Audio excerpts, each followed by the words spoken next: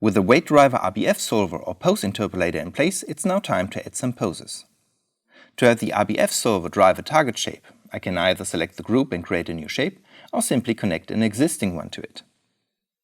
In my case, I have some shapes already prepared for the various poses. First, I go to the pose which defines the shape it's supposed to trigger. When nothing is selected, I select the driver type from the list and the solver node. The driving node gets automatically selected because of the existing solver.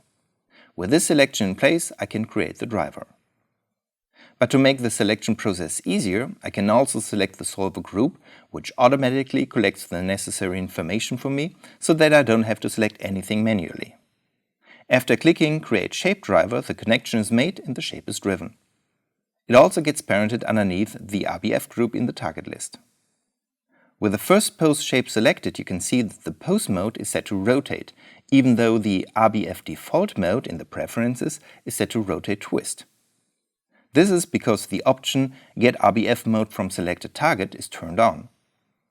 Since I have the solver group selected when I created the pose mode from the rest pose has been carried over rather than using the default mode.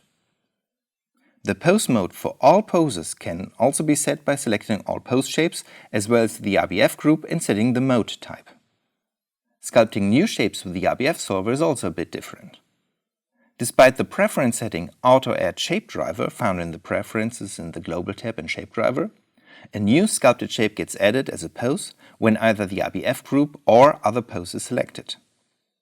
In this case, if I enter Edit mode with this selection, edit my shape and then exit the edit mode, the new shape automatically gets added as a pose. If nothing is selected in the target list, a new shape gets created but without any connections to the solver.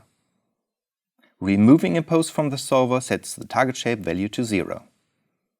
I will now quickly set up all remaining poses. With all the pose shapes connected, we can now take a look at the RBF solver attributes. I can quickly select the solver by right-clicking the solver in the Solver Node menu and switch over to the Attribute Editor. The only relevant attributes are for the solver display found in Radial Basis Function, Matrix RBF, Solver Display.